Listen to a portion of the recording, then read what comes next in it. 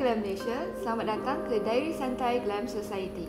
Untuk episod kali ini, kita bersama Nedi, pengasas salon kecantikan Nicola Beauty and Salon. Kita akan mengenali sedikit tentang dirinya, iaitu daripada segi kecantikan, fashion dan gaya hidup.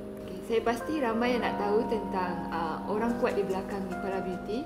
So, boleh tak Nedi share your personality dalam 3 perkataan? So far, apa yang my friend cakap, I'm an easygoing person, ambitious and thoughtful. So far, tu apa dia cakap lah. Okay. Yeah. Okay, boleh tak Nedi kongsikan rutin harian sebagai founder sebuah salon kecantikan? Actually, dekat sini kita ada buat mani-pedi and brow sculpture and lash lift juga. So for brow sculpture and lash lift service, I'm the only one yang buat that service. So most of the day is the same routine, which is okay. Sebelum I sampai salon, I akan beli my coffee dekat my coffee shop belakang ni. Itu macam preparation for me untuk a long day lah. Okay, and then once I dah sampai salon, I akan check my appointment dulu, and I can continue check the salon condition, which is make sure everything is in a good place. And then I can start with my service, and then if my appointment is not too packed on that day, I can sambung dengan our daily update for our salon on social media macam Instagram and TikTok macam tu. After that, usually I akan buat stock check, make sure everything nak kena beli semua tu. Before balik, usually kita akan sterilize all the service area and then set balik macam mana kita nak start untuk esok. After the service, if I ada spin class, I akan pergi spin class. Since usually my spin class after our operation hours, and then after that I can dinner with my husband lah, sebab that's the only time yang I sempat spend time dengan dia. So far benda yang sama je everyday. Okay, boleh tak Nedi share apakah rawatan kegemaran Nedi dekat Nicola Beauty and Salon? Oh, ada a few yang I suka, macam every month juga I buat. Yang paling I suka is brow sculpture. Okay, sebab brow sculpture ni dia memudahkan my daily makeup routine.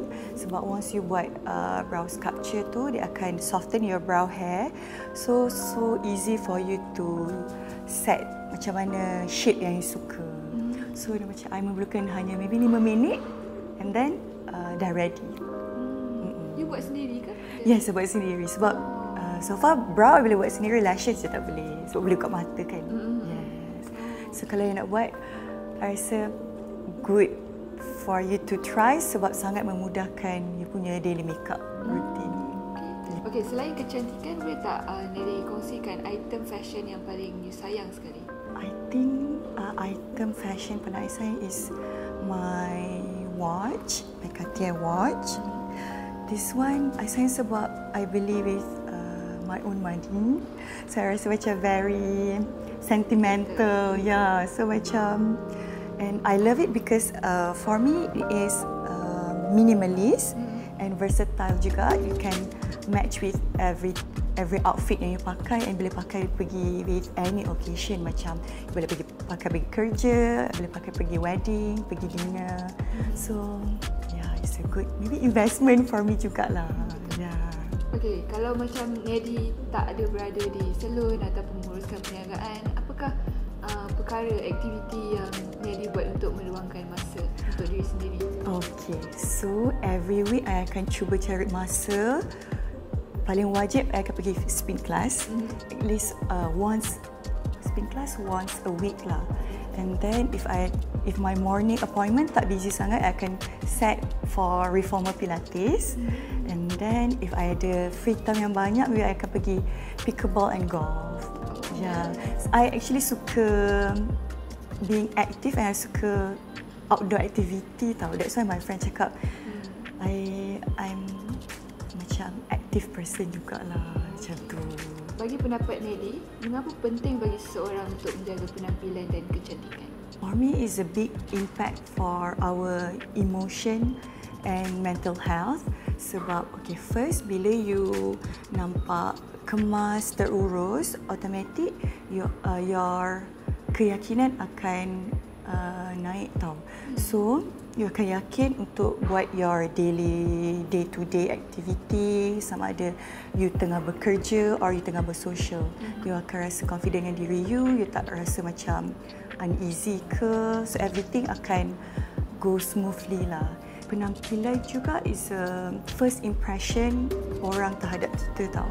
So bila kita jaga penampilan, orang akan rasa kita teratur, tanggungjawab, and teliti, and paling penting nampak kita menghargai diri kita lah.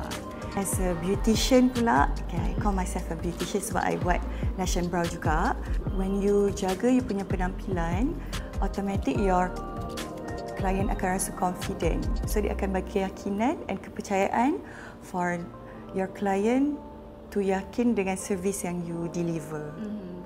Ya, macam itulah. So it's sangat penting lah for you untuk jaga keyakinan dan penampilan. Lagi kalau you in this beauty industry. Okay. Setuju sangat. Okay, thank you so much, Lady. Thank you so much.